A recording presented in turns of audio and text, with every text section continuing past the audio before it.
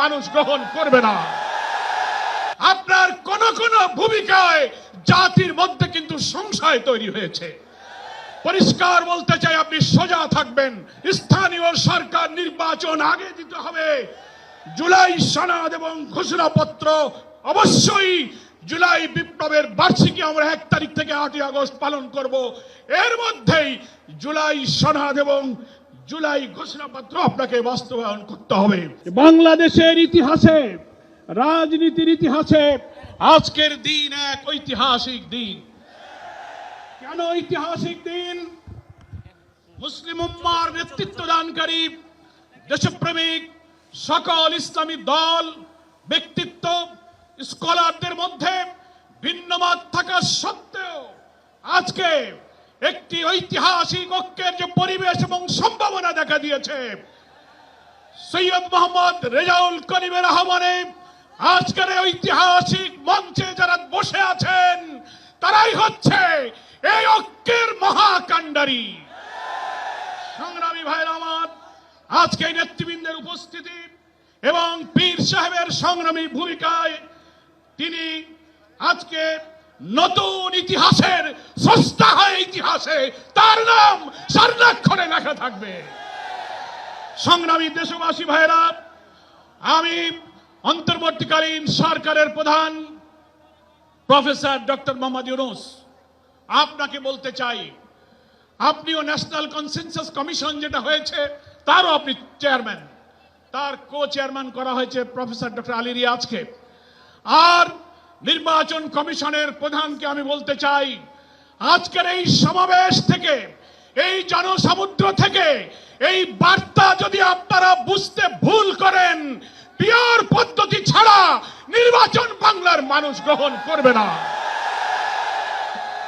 আমি প্রধান উপদেষ্টা, নির্বাচন কমিশনার সকলকে বলবো, আপনি জাতির উদ্দেশ্যে নিরপেক্ষ থাকার অঙ্গীকার করেছেন। আপনার অঙ্গীকারের প্রতি আপনি সাবধান থাকবেন। আপনার কোন কোন ভূমিকায় জাতির মধ্যে কিন্তু সংশয় তৈরি হয়েছে। পরিষ্কার বলতে চাই, আপনি সোজা থাকবেন। আমরা আমাদের জন্য, কোন দলের জন্য আপনার পক্ষপাতিত্ব চাই না। 2000 ছাত্র জনতার জীবন, হাজার হাজার মানুষের রক্ত, 17-18 বছরের মানুষকে ফাঁসি, অত্যাচার, জুলুম, রিমান্ড, ক্রসফায়ার দিয়ে আলেম ওলামা পীর মাশায়েখদের যে নির্যাতন করেছেন, সেই সংগ্রাম আমরা ব্যর্থ হতে দেব না। ফলে আপনাকে অবশ্যই জাতির যে দাবি উচ্চকিত হয়েছে, নির্বাচনের লেভেল প্লেইং ফিল্ড আপনাকে নিশ্চিত করতে হবে। আপনি জাতির কাছে, জাতির উদ্দেশ্যে ভাষণে একটা কথা বলবেন, being a head of the government একটা কথা বলবেন, রাষ্ট্রীয় টেলিভিশনে একটা কথা বলবেন, কোন একটা দলের কাছে আলোচনায় গিয়ে সে কথা আপনি ভুলে যাবেন, এটা নিরপেক্ষতা ভঙ্গ হয়েছে। আপনাকে বলতে যে আপনি সোজা থাকুন। রাজনৈতিক সংলাপে আপনি দোষ করেননি, বৈঠক করার অধিকার সবার আছে, কিন্তু আপনি এক জায়গায় কথা বলে মত পরিবর্তন করবেন কেন? আপনাকে জাতির সামনে আসতে হবে, সকল দলের সাথে বসে আপনি বলবেন যে ভাই আমাদের এই অসুবিধা, আসুন আমরা সবাই মিলে এইটাই করি, আমরা রাজি আছি। কিন্তু আপনার এই ভূমিকায় প্রশ্ন তৈরি হয়েছে, আগামী 8-10 মাস পরে যদি নির্বাচন হয় আপনি সোজা থাকবেন কিনা, আপনাকে এই 8 মাসে নিরপেক্ষতার প্রমাণ আপনাকে দিতে হবে। আপনাকে নির্বাচনের আগে যে শর্ত, মানবতা বিরোধী গণহত্যাকারীদের বিচার অবশ্যই দ্রুত দৃশ্যমান করতে হবে। দিল্লিতে বসে দিল্লির তাবেদার শেখ হাসিনা এই বাংলাদেশকে আবার উস্কানি দিয়ে ভারতের সেবাদাসে পরিণত করার ষড়যন্ত্র করছে। অবিলম্বে নির্বাচনের আগে এই বিচার আমরা দৃশ্যমান দেখতে চাই। সংস্কারের ব্যাপারে অনেকে ঢিলা দিচ্ছেন, বলে ইলেকশন আর সংস্কার একসাথে হবে, ক্ষমতায় গিয়ে করব। কিভাবে বুঝলেন কে ক্ষমতায় যাবে? জনগণের ভোট আপনি পান, তারপরে আপনি ক্ষমতায় যাবেন।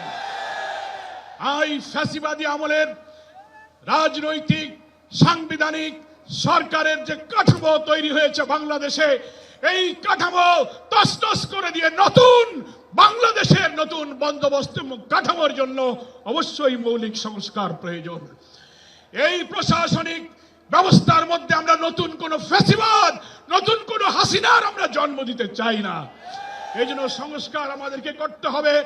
আন্দোলনের শহীদ আহত যারা তাদের চিকিৎসা এবং পুনর্বাসন করতে হবে, প্রবাসী 1,10,00,000 ভোটার, তাদেরকে ভোটাধিকারের ব্যাপারে আপনাকে নিশ্চিত করতে হবে।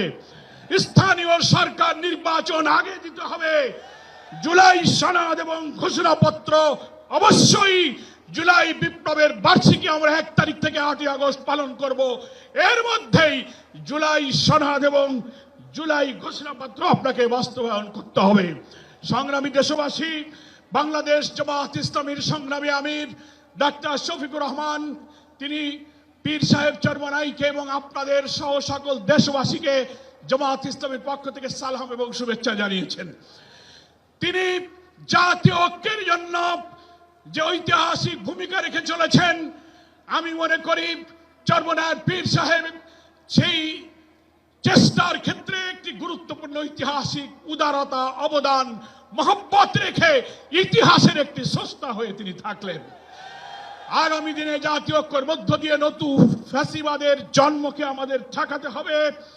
আমরা এই ঐক্যের পেছনে চরমনাইয়ের পীর সাহেবের যে উদারতা, যে আন্তরিকতা, যে মহব্বত, তার মাধ্যমে তিনি যে গুরুত্বপূর্ণ ভূমিকা পালন করেছেন আমরা দেখতে পাচ্ছি। ইতিমধ্যেই বাংলাদেশের গ্রামে গঞ্জে, শহরে, নগরে, বন্দরে ওলামায়ে কেরাম, মুসলিম উম্মাহর নেতৃত্বদানকারী জনগণের এই ঐক্যের পরিবেশ দেখে, আজকে এক মঞ্চে দেখে গ্রামে গ্রামে ঐক্যের জোয়ার শুরু হয়েছে। আসুন ভেদাভেদ, ভিন্নমত পরিহার করে মুসলিম জাতি সত্তা মূল্যবোধ রক্ষার জন্য আল্লাহ তাআলার দ্বীনকে পার্লামেন্টে নিয়ে ন্যায় বিচার, সুশাসন, বৈষম্যহীন এক নতুন সমৃদ্ধ মানবিক বাংলাদেশ গড়ার জন্য আমরা ঐক্যবদ্ধ থাকব। সকলকে ধন্যবাদ। বাংলাদেশ জিন্দাবাদ। ওমা তৌফিক ইল্লা বিল্লাহ। আসসালামু আলাইকুম ওয়া রাহমাতুল্লাহি ওয়া বারাকাতুহু।